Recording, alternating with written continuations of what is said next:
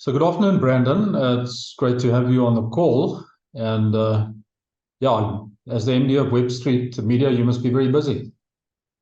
Yeah, always busy. Digital never stops. There's always a moving target to hit. So we carry on moving. Excellent. Brandon, there are so many digital marketing companies out there. What makes you guys different?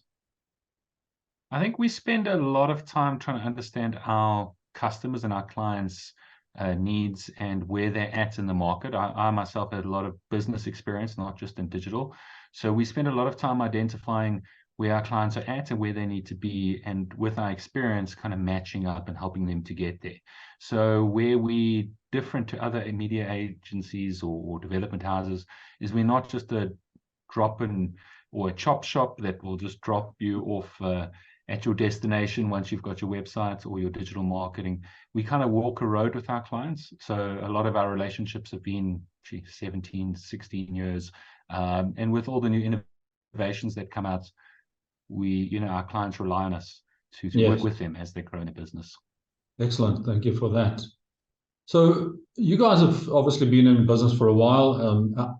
What do you attribute the business growth and stability to?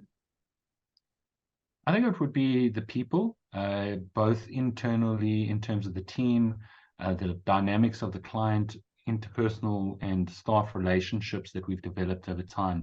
The teams become almost merged, where you've got the company culture of your client and the company culture of your own team, you their support arm, and the teams can walk in and out of each other's companies and feel quite at home. I think that's been a big contributing factor to our success, is treating our clients like an extension of our own business.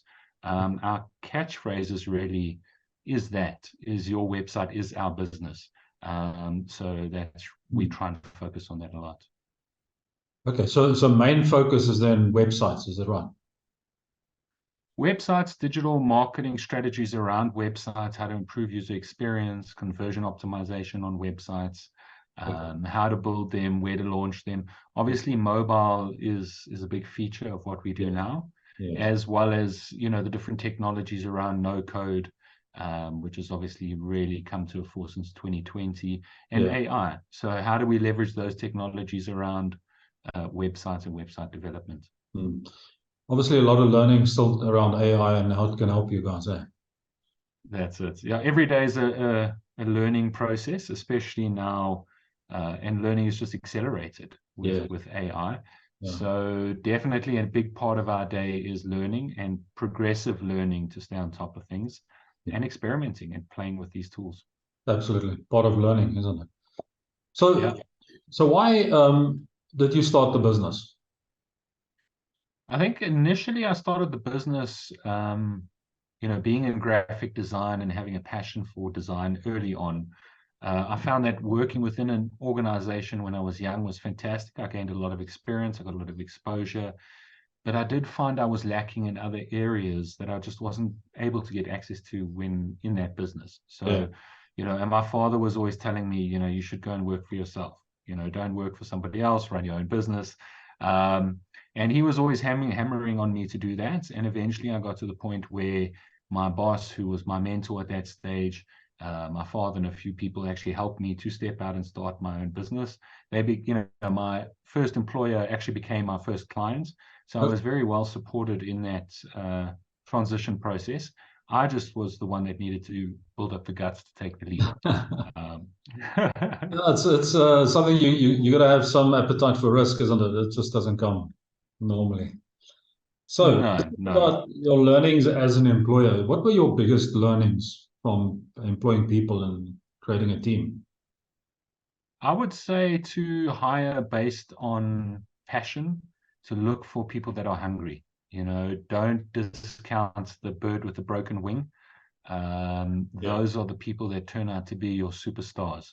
That has been my number one lesson. Don't judge a book by its cover. People are capable of a lot more than they'll put out on their CV. They're capable of a lot more than they'll put out in an interview. So look past the stutters, look past the murmurings and the nervousness, and get to the core of the person. Because when you do, if it's someone that you can get a hold of and work with, that's someone you want to keep. So if you can see yourself sitting in a room with someone through an awkward conversation or be in the same space as someone, then you can hire them. If not, I wouldn't, because you need to be able to get along with people. I think that's the number one thing that I've learned, is make sure that people's values in your team align with your goals and objectives of your business. And if they don't, then it's not to say that they're not a fit. It just may be that they're not a fit right now, or they need to find a way to fit in a different way within your organization. Yeah, so not everybody you're going to see in your interviews could be employed, given what you just said. I had 100%. an interview once with a business owner, and he said, the only thing I do is I look at these candidates and I look at the ones that got fire in their eyes and I employ them. So it was quite interesting. The fire in the eyes and the hunger in the belly. I agree 100%. So, Brandon, how do you balance your personal life and business? You don't. I think it's something that you progressively get better at over time. I think as you mature in business, you get better at it. In the beginning, it's definitely a little bit lopsided in terms of what the business requires of you to get started. Any person who gets into business will tell you that the initial years are a lot more sacrifice and a lot more emphasis put onto your business and a little less time on family, social and hobbies, etc. However, that does change, and you do need to guard it, meaning that the juice needs to be worth the squeeze. Meaning, if you are going to be pursuing something, keep a balance. For me, I've kept a balance in making sure that I don't work all weekend, every weekend. I make sure that I have time off with my family, and I make sure that I don't work in the evenings. And if I do work in the evening, it will be a selective 1 or 2 evenings a week, and that's it. I have burnt out early on in my career, so I know the recovery from burnout is longer than the time it takes to rest and pause. So as an entrepreneur, I always say to people, what is your capability or your bandwidth or your burn rate? You might find just to pull back a little bit will actually get you there faster than to just burn out and think you're going to get there faster. Absolutely. So if you think about productivity of your team, we just spoke about burnout being an issue, but how do you manage productivity of your team? A lot of it is based on what's on your plate. So I like to keep things pretty simple and have a Monday meeting, pretty short, pretty brief, quick stand-up, where we take 20 minutes and we look at what's on your plate and what do you need to get off your plate this week. I find, obviously, you've got your project management systems and you've got your productivity tools and all those things that you implement. However, you really need to get to the grips of what's a person struggling with and what they need to get out of their way. And a lot of those times, a line item within a project management system is not going to give you the real world understanding of where your employee or team member is actually struggling. So by having that open forum on a Monday to say, what's on your plate, where are you, what's going on, you can help them with those blocks and overcome whatever challenges you need to, and also plan out the whole week. So you've set your expectation upfront for the team. What do you expect from them? Where are they struggling? So they've got an opportunity to voice any problems or any issues they may have. And then you can address it. So by the following week, Monday or Tuesday, depending on how you do it, you've resolved a lot of those issues. Yes. So as an entrepreneur, we find that lots of people have misconceptions of what we do. What are some of the common misconceptions people have about running a business, and how do you address that in general? I think a lot of the misconceptions is that it's going to be easy, or that you're going to get it right the first time. I think those are the two biggest misconceptions. A professional tennis player definitely doesn't win the trophy on his first tournament. However, in business, we have this illusion that we're going to be the best all-time top entrepreneur on our first business or startup. I'm on round 5 now at the moment, and varying degrees of success for each business. Some you've got to pull the parachute out early, some is crash and burn and complete disasters. Others you've had a market, really good success and a nice exit from that you were able to start something else with. So I've had a range of successes and failures within business, and people need to accept that that's going to be part of that process. There's a bit of a risk in there, isn't there? It's not guaranteed success. Definitely. And Well, what is guaranteed is your failure. And I think that's something that people need to put to the bank. If you try anything for the first time, the chances are you're going to fail for the first time. And if you look at just shooting a basketball into a hoop, if the first time you do it, chances are you're going to miss. not going to happen, yeah. Exactly. So talking about business failure and new business owners, but what advice would you give new business owners? I would say to start small and spend time on the inner, not on the outer. And what I mean by that is we in a world which is hyper connected, digitized, and I'm in the digital space. However, we do compare a lot to other entrepreneurs and we benchmark ourselves to what they post on social media. And it creates a false narrative to what the true entrepreneurship journey really is. So being integral to yourself and to who you are and your own pace is going to get you further than trying to chase the next Mercedes or the next big office or the next employment mark. We have 200 employees. Do you even need 200 employees? Is that just for bragging? So I think a lot of my advice to entrepreneurs would be to keep it simple and to remain humble. And yes, it is risky, so don't make things more risky than they need to be. Yeah. What you'll In find. other words, don't gamble. Absolutely.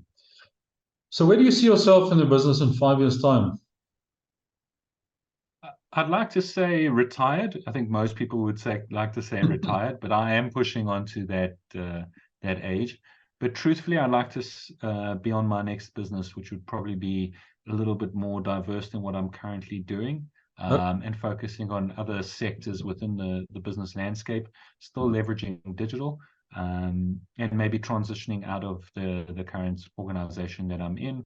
However, I think there's a long road to play out now within AI and no code. So I'm very curious to see how that plays out. So I'm probably sure that I'll drive this vehicle for the next 5 years in terms of digital marketing and see what comes out of it. Excellent. So what's the one question that I should have asked but didn't, and what's the answer to it?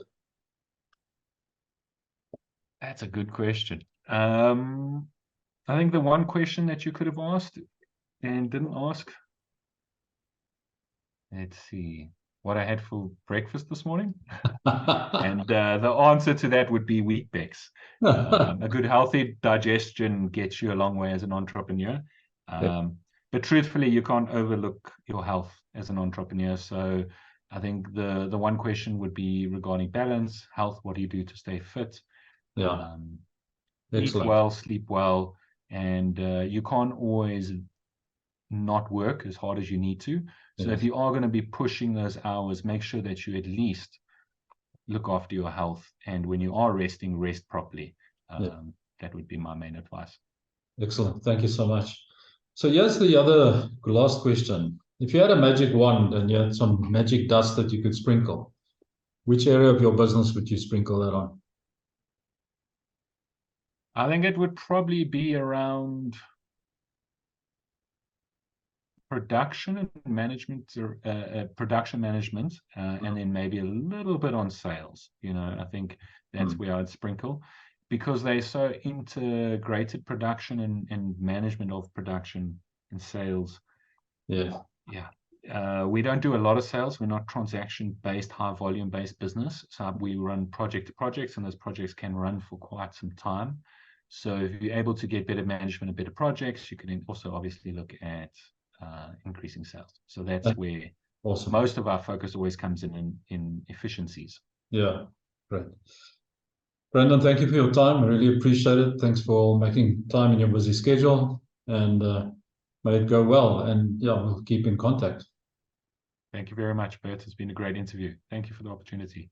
Pleasure, man. Thank you.